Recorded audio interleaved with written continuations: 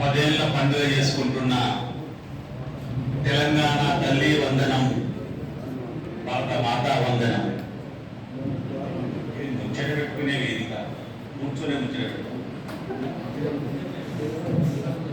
శాసనకర్త, న్యాయాధీశులు, ఆచార్యులు, పోరాట యోధులు, త్యాగదనులు, బహుజన బంధువులు, ఆదివాసీ దళిత బహుజన మిత్రులారా, సోదరిమణులారా, బహుజన హితాయ బహుజన సుఖాయ. తెలంగాణ ప్రత్యేక రాష్ట్రమై 10 ఏళ్లు దాటేటప్పటికీ బాలారిష్టం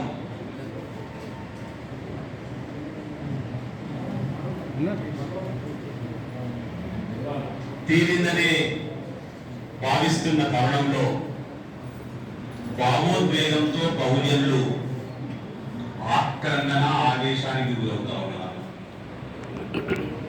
దానికి సంకేతమే గత కొద్ది రోజులుగా ఈ జూన్ 2వ తేదీ నాడు కూడా జరుగుతున్నటువంటి వ్యక్తీకరణలు, సమావేశాలు, అమరవీరుల సంస్మరణ. ఎంత త్యాగాల చరిత్ర, ఎటువంటి పోరాటాల సమాజం ఈ తెలంగాణ సమాజం. దక్కన్ పీఠభూమి, హైదరాబాద్ సంస్థానం, నిజాం సంస్థానం, నిజాం రాచరికం యొక్క ప్రభావం నుంచి బయటకు వచ్చిన తర్వాత తానేమిటో తెలుసుకునే లోపే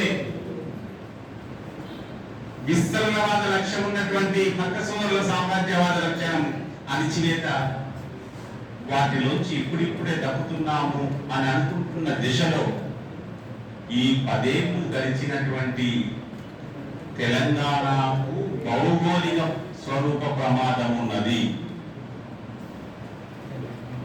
హైదరాబాదులో కేంద్ర పాలిత ప్రాంతంగా మార్చుకోవాలి అనేటువంటి కుట్ర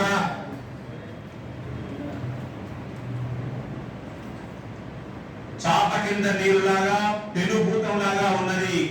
తస్మాత్ జాగ్రత్త అని మనం చేస్తాం.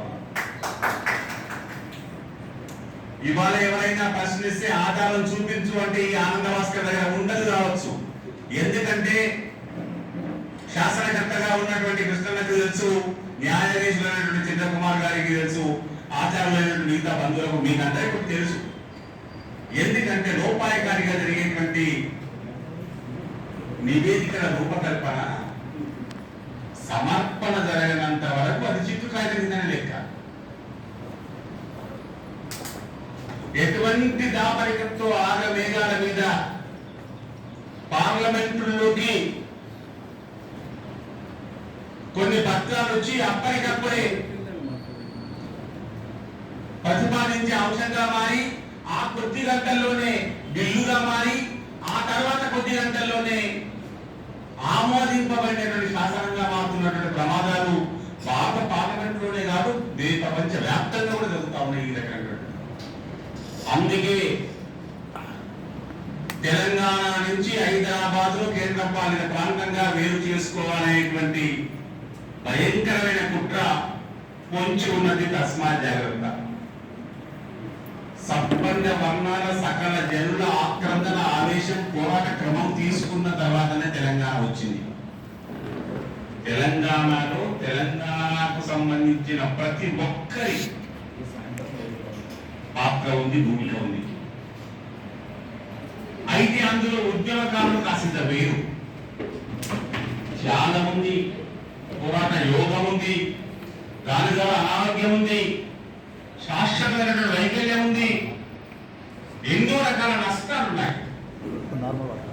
అలాంటి వారిని నికరంగా ఈ 10 ఏళ్లలో ఇంకా నిర్ధారించలేదంటే అది ఆవేదనగా మిగిలిపోయింది.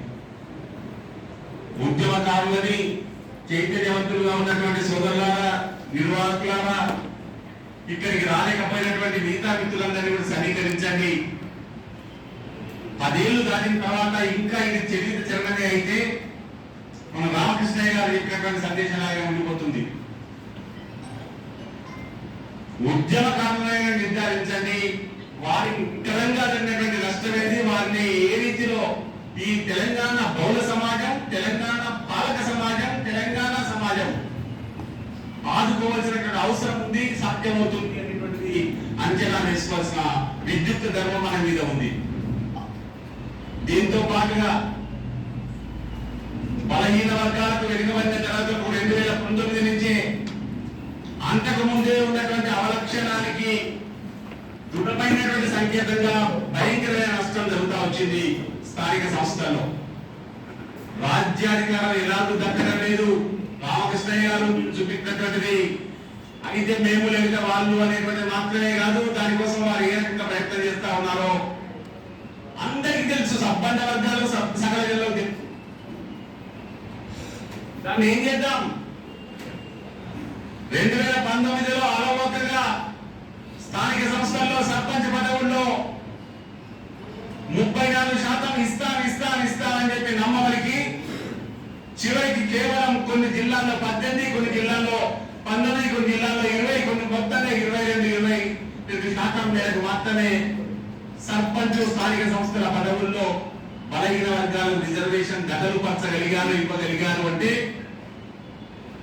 సామాజిక సాధికారికత కూడా మనకు దక్కకుండా పోతుంది. రాజ్యాధికారం అందడం లేదు, శాసన కర్తృత్వం అందడం లేదు. దాన్ని కొన్ని రకాల లోపాలుగా మనం అర్థం చేసుకోవచ్చు. కానీ దీనినైనా ఎందుకు ఇవ్వలేకపోతా ఉన్నారు అంటే మనం ఏది చేసినా దానిని నిలువరించేటువంటి ప్రతిఘటన మన వైపు నుంచి ఉండకపోవచ్చును అనేటువంటి విశ్వాసం